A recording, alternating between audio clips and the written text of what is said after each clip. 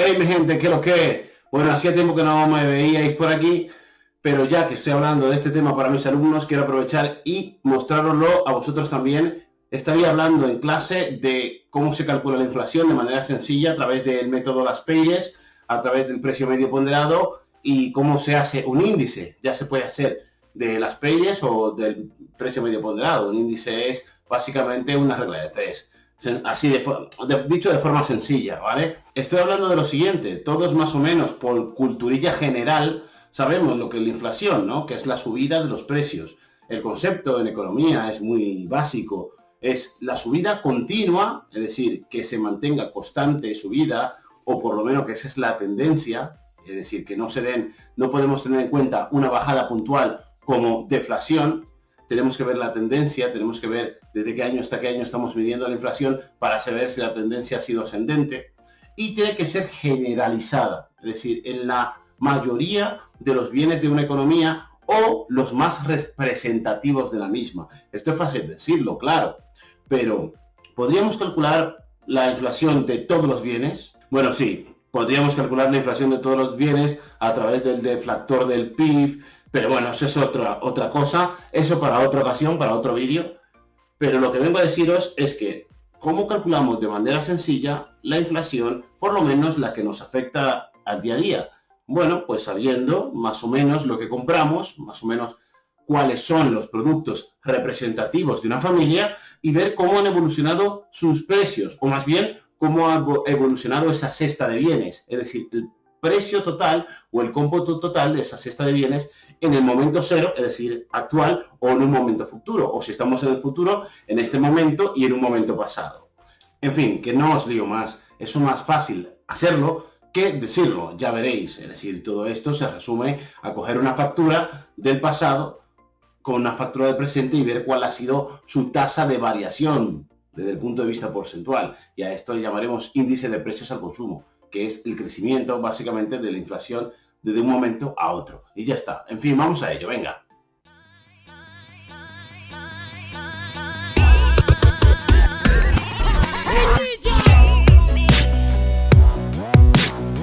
Bien, pues como veníamos diciendo, vamos a calcular, bueno, vamos a ver métodos para calcular la inflación a través del método de Las Peyres y el precio medio ponderado. Luego veremos otro método, que no es un método en particular, sino más bien una conversión de los valores que obtenemos en el método de Las Peyres o en el método del precio medio ponderado para hallar un índice, porque tenemos que establecer un periodo base para calcular la inflación, es decir, tendremos que establecer qué valor vamos a coger como valor de partida y ver cómo ha evolucionado a lo largo del tiempo, ¿no? Bien, pues vamos a imaginarnos que somos analistas, economistas o lo que queramos y sabemos que los productos más importantes o representativos de una economía son los siguientes: carne, el pescado, los huevos, el brócoli, las cervezas, el tomate. Las cervezas siempre, ¿vale? Siempre son importantes en una cesta de bienes, eso hay que entenderlo. Bueno, el caso es que el 1 de enero del año X, o 22 en este caso, vamos al supermercado y nos damos cuenta de que la gente compra lo siguiente. En este caso vamos a poner unidades, no vamos a poner o kilos o gramos, etcétera, para facilitar el cálculo. Vamos a suponer que son unidades porque eso luego nos vendrá bien para calcular la ponderación, que se puede calcular con las unidades o con el porcentaje de dinero que yo dedico de mi salario a comprar estos productos, pero en este caso lo vamos a hacer por unidades. El caso es que la gente compra 7 de pollo a 5 euros, 8 de pescado a 8,5, 12 huevos a 0,15 cada unidad, 6 brócolis a 1,5, 11 tomates a 0,3 y 6 cervezas a 0,6. Bien, nos plantean que este es, digamos, la situación de partida de las cantidades y los precios. Y ahora, a finales de año nos acercamos a los mismos supermercados y nos damos cuenta de que el pollo ya no está a 5, sino a 5,2, el pescado ha subido un poco, los huevos también, el brócoli ha bajado, el tomate también y la cerveza ha subido un poco. ¿Por qué si ha bajado una serie de productos me va a dar inflación? Ya os lo adelanto. Porque de ahí viene que la subida tiene que ser generalizada, es decir, tiene que ser para la mayoría de los productos representativos de esta economía. Si baja, por ejemplo, o si sube, por ejemplo, el brócoli y todo lo demás baja, no va a representar una inflación, sino a lo mejor todo lo contrario. Quiero decir que la inflación no se produce porque suba el brócoli o porque suba solo el pollo, sino porque la mayoría de estos bienes, que en nuestro caso son los más representativos, suben todos a la vez. Bien, pues tenemos esta tabla que nos va a ayudar a calcular el método Las Peires, el método PMP y luego el índice de precios al consumo, que lo vamos a utilizar estos datos que aparecerán aquí para calcularlo. Bien, lo único que estamos es tabulando los datos y hallando subtotales y luego ya hallando el precio medio ponderado, que ya veremos lo que es. Y aquí una nota que puse para mis alumnos es: para esta actividad redondead a la tercera cifra decimal al menos. ¿Por qué? Porque lo que estamos intentando hacer es ver cómo, ya os lo adelanto también, el método Las Peires o el método PMP me tiene que dar la misma inflación. Bueno, ¿qué hemos hecho en esta tabla? Pues hemos puesto los artículos, lo que conocemos: carne de pollo, pescado, huevo, brócoli, tomates y cerveza. Y para facilitarnos luego la explicación, le hemos puesto un número a cada columna: 1, 2, 3, 4, 5, 6, 7 y 8. Y en este caso vamos a poner lo que ya conocemos, ¿no? Las cantidades. Aquí las cantidades las sumaremos. ¿Las sumaremos para qué? Para luego hallar la ponderación, como ya hemos dicho: 7 entre 50, 8 entre 50, 2 entre 50, me estará dando el porcentaje, la ponderación o el peso que tiene ese producto sobre toda nuestra cesta de bienes. Para los precios hago lo mismo, porque ya lo conozco. En el periodo 0 eran estos, y para el periodo 1, perdón, también los conozco, entonces los pongo y ya está. Bien, aquí es donde empiezan los cálculos. Vamos a calcular la ponderación, los subtotales y luego el precio medio ponderado para cada fila, y luego vemos los totales, ¿ok? La ponderación siempre voy a poner aquí como ejemplo el primero, y los demás lo haremos análogamente, es decir, de la misma manera. ¿Cómo hallamos la ponderación para la carne de pollo? Pues 7 unidades entre 50 unidades del total de mi cesta de bienes. Eso me dice que el 14% de todas las unidades la dedico a pollo. Es lo mismo que decir que el 14% de mi salario, bueno, sería lo mismo o análogo que decir que el 14% de mi salario lo dedico a carne de pollo, ¿no? Esto no es del todo cierto, pero para que entendáis el ejemplo. Se puede ponderar por unidades o por, digamos, porcentaje que le dedicamos a un producto u otro. Bien, si hacemos eso análogamente a todos, es decir, 8 entre 50, 2 entre 50, 6 entre 50 y así sucesivamente, obtenemos los siguientes valores. Bien, y para el subtotal, como aquí podemos observar, el subtotal del coste total 0, el subtotal de carne de pollo sería como el que tenemos en una factura. ¿Cuánta cantidad hemos comprado? 7. ¿A qué precio? 5. Pues ¿cuánto nos hemos gastado en carne de pollo? 35. Por eso aquí pongo que la columna 5 es la 1 por la 2, es decir, la 1 por la 2, en este caso. Bien, hacemos lo mismo para los demás. Y lo tenemos. ¿Ahora qué vamos a hacer aquí? Ahora sí, vamos a sumar 35, 68, 1,8, 9, 3,3 y 3,6 y vamos a obtener que nos hemos gastado en esos 50 artículos 120,70. Si hacemos lo mismo para el coste total 1, utilizando las mismas cantidades, que esto es una característica del método de Las Peires, es decir, utilizamos las cantidades que comprábamos antes, tanto para los precios que había antes como para los precios que hay ahora. Entonces, hacemos lo mismo. El subtotal carne de pollo para el momento 1 sería 7 por 5,2, que ya no es 5, sino un poco más su precio. Por lo tanto, para esta misma cantidad de producto nos gastamos 36,4. Si hacemos lo mismo para todo, tenemos las nuevas cantidades y la nueva suma. Bueno, y aquí es donde vamos a comenzar a calcular, propiamente dicho, el método de Las Peires, antes de continuar con estas dos columnas. Bien, el método de Las Peires lo que me dice básicamente es: oye, ¿cuánto te costaba tu factura anterior? Es decir, la compra que hacías anteriormente. O ¿cuánto representaría monetariamente lo que tú tendrías que comprar en el momento anterior, o en este caso, en el momento actual, entre el momento anterior. Lo que estamos calculando realmente es una tasa de variación del precio que he pagado ahora con respecto al precio que pagaba antes. Eso es lo que estamos calculando al final. Entonces, lo único que tenemos que hacer es coger los valores que ya hemos calculado antes en el subtotal, perdón, en los subtotales del momento 1 del momento actual. En este caso 125, es lo que dice la fórmula, ¿no? El sumatorio de todos los precios 1 por la cantidad. Si os fijáis, este no tiene su índice, el Q aquí tampoco, ¿no? Porque se supone que es la misma cantidad. Evidentemente esto no se puede tachar porque al final lo que estamos haciendo es un sumatorio de precio por cantidad o suma producto, lo que se llama suma producto. Bueno, el caso es que si nos vamos a nuestra, digamos, factura actual, 125,55, que es lo que nos hemos gastado, lo ponemos aquí. Y en esa secuencia ponemos lo que nos gastaríamos en el pasado o lo que no hemos gastado en el pasado por estas mismas cantidades. Si calculamos todo esto, 125 entre 120 menos 1 y lo multiplicamos por 100, esto nos dará una variación porcentual de la inflación. Este símbolo que está aquí lo definimos como inflación, el símbolo pi, ¿no? Esto me dice que la inflación ha sido de un 4,04 del periodo 0 al periodo 1. ¿Qué significa esto en definitivas cuentas? Significa que yo necesito un 4%, al menos un 4% más, o un 4,02 para ser exactos, para comprar lo mismo que antes. Necesito un 4,02 de dinero más para comprar lo mismo que antes.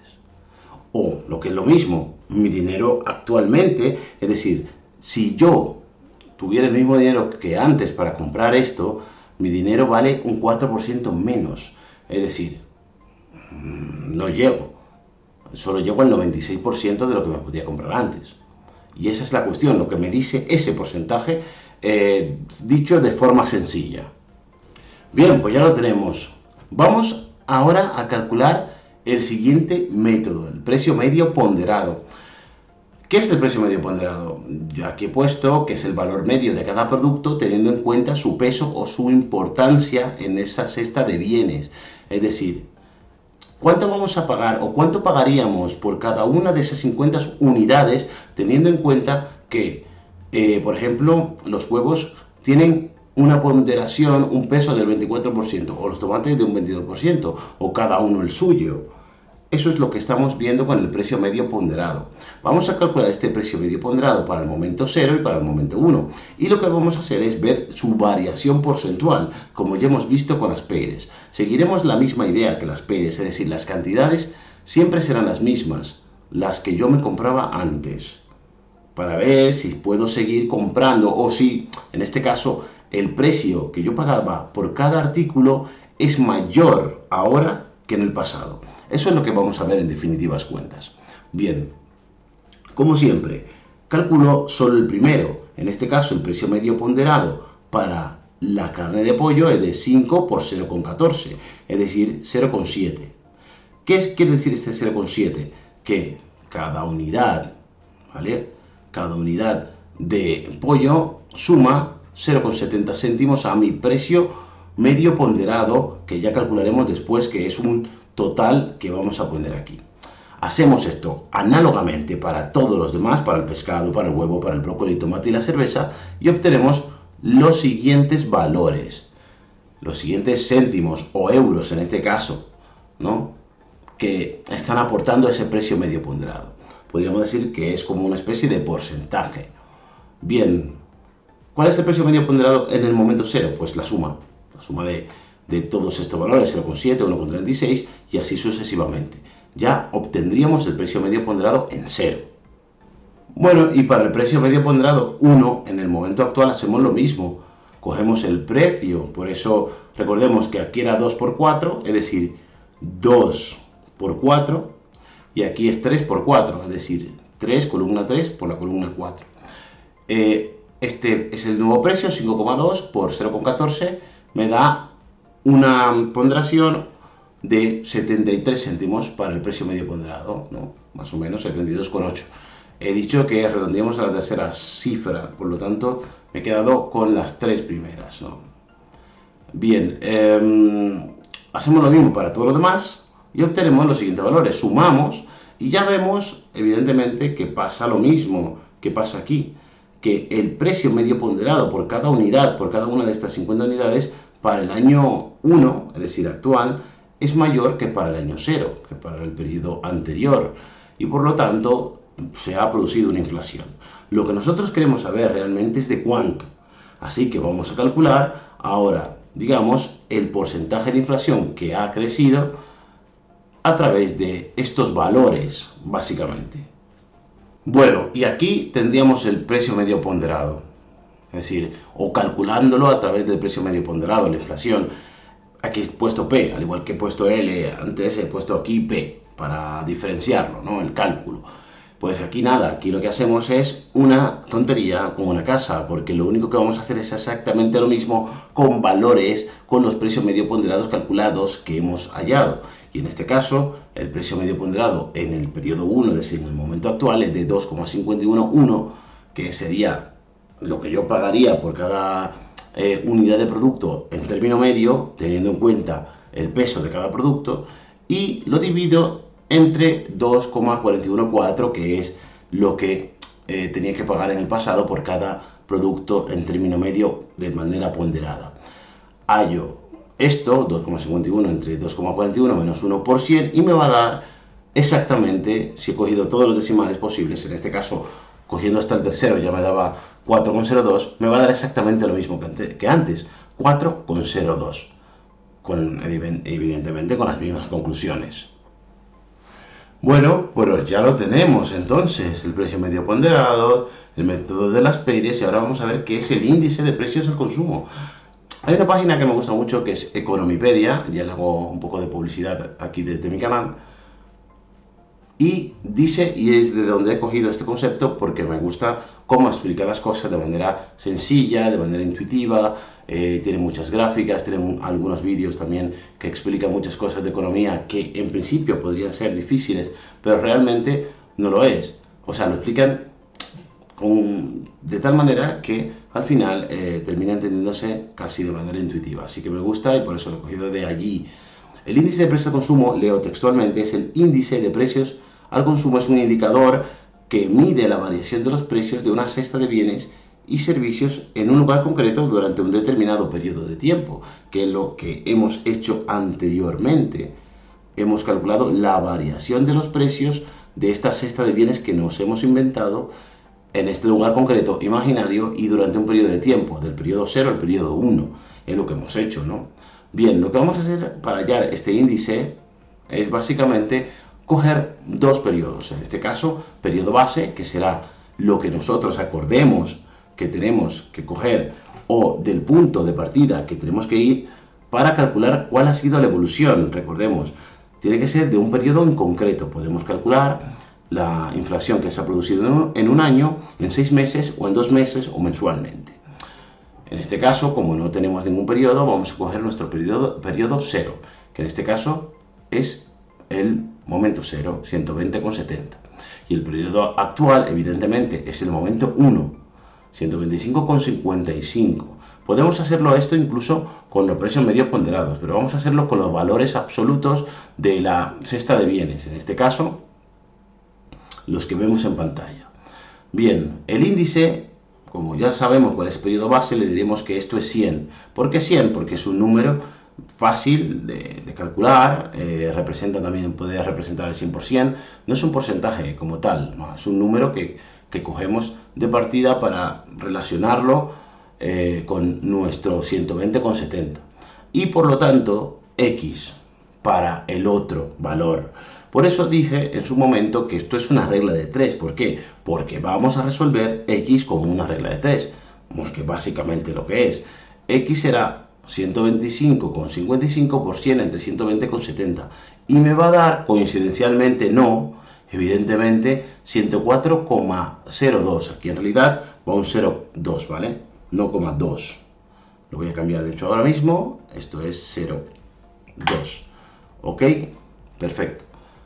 Coincidencialmente, 4,02, que esto se parece mucho al porcentaje de crecimiento de la inflación. No se parece mucho, es exactamente idéntico y es matemáticas, no es algo que de repente hayamos conseguido de manera coincidencial. Bien, pues ya lo tendríamos. Ya tendríamos nuestra tabla completa, con su periodo base y con su periodo actual, teniendo en cuenta que los valores reales de la cesta de bienes es 120,70, a la que definimos como 100, y 125,55, a la que diremos, o le daremos, perdón, un valor de 104,02, y ya sabemos de dónde sale. ¿Para qué se hace esto? Básicamente para calcular también el IPC o la tasa de variación, que ya, como vimos, se puede hacer con estos valores o con estos, o incluso con el precio medio ponderado. Lo que estamos calculando es una tasa de variación corriente, común y corriente. Es decir, periodo actual entre el periodo anterior menos 1%. ¿Vale? ¿Qué voy a poner en el periodo actual? Evidentemente 104,02 y en el anterior 100. Por lo tanto, 104,02 entre 100 menos 1 por 100 me va a dar 4,02%. Vaya, cualquiera de los métodos que utilice me tiene que dar el mismo porcentaje de inflación. Bueno, y por último, vamos a hablar, bueno, voy a mencionar más bien una de las críticas al método de las Peires, y es que el método de las Peires sobreestima la inflación. Leo textualmente lo que he puesto: sobreestima la inflación porque asume que a pesar que han cambiado los precios, la estructura de consumo sigue siendo la misma, y asume que los individuos no cambian de productos, es decir, de cantidades de productos. Lo que dice la crítica básicamente es porque utiliza las mismas cantidades del pasado, ¿vale? Y en el presente para calcular los totales y hallar esa variación. A ver, ¿cómo explico esto de manera sencilla? Sobreestima la inflación porque se entiende que cuando te cambian el precio, o te suben el precio, o te bajan el precio de algo, los individuos también cambian la cantidad de consumo de esos artículos, ¿no? De esos bienes. Y por lo tanto, lo que está haciendo el método de las Peires es mantenerlos fijos, sin tener en cuenta que nosotros, por un efecto renta o efecto sustitución en este caso, cambiamos de producto.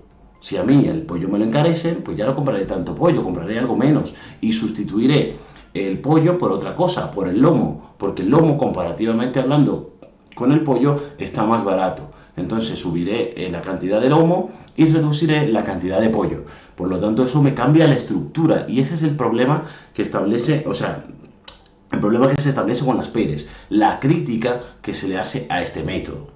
Ahora, Pasch, que es otro economista, dice: bueno, vamos a hacerlo de la otra manera, vamos a coger los productos o la cantidad de productos que se compraría con el dinero que tiene ahora, y vamos a ver si con esos precios de ahora y el dinero que tiene ahora también podía comprarlo en el pasado o podía comprar más. Si podía comprar más en el pasado, es que ha habido inflación, ¿no? Porque se supone que lo que me cuesta ahora las cosas es más que lo que me cuesta antes. Antes me costaba menos, por lo tanto, con el dinero que tengo ahora me podré comprar más cosas en el pasado, o me podría comprar más cosas en el pasado. Pero ese método, el método de Pasch, comete el error contrario. En realidad, subestima la inflación. Entonces tenemos un problema: uno lo sobreestima, otro lo subestima, y no damos en el clavo, no damos en la inflación correcta. Entonces llegó Fisher, otro economista más, y dice: oye, ¿y si hacemos una media geométrica? A esto le llamamos el índice de Fisher. Calculamos el método de las Peires, calculamos el método de Pasch, la multiplicamos entre sí y hallamos su raíz cuadrada para hallar una media geométrica de estas dos. Entonces esto me va a dar un valor intermedio entre el índice de las Peires y el índice de Pasch, y ya está.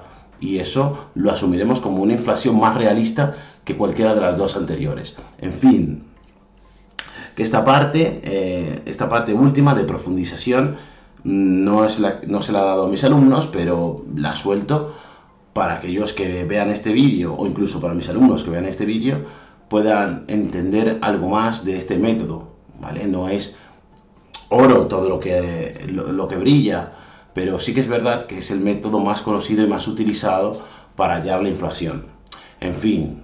Bueno, mi gente, hasta aquí. Espero que todo esto que habéis visto os sirva de algo. Es una cosa que se puede, digamos, comprobar fácilmente por parte de los alumnos, por parte de cualquier persona, pero para eso hay que tener paciencia. Es decir, tendríamos que ver cuál es la cesta de bienes más representativa para nosotros, incluso de manera individual para nuestra casa, anotar las cantidades más o menos que compramos para también tener en cuenta esa ponderación, ese peso, esperar que pase el tiempo, volver a ver los precios en el supermercado o en los supermercados a los que vamos de estos productos y ver cómo ha evolucionado el precio de mi factura en el momento 0 y de mi factura en el momento 1 y ver cuál ha sido el crecimiento o el decrecimiento, cosa extraña, si se ha dado deflación, ¿vale?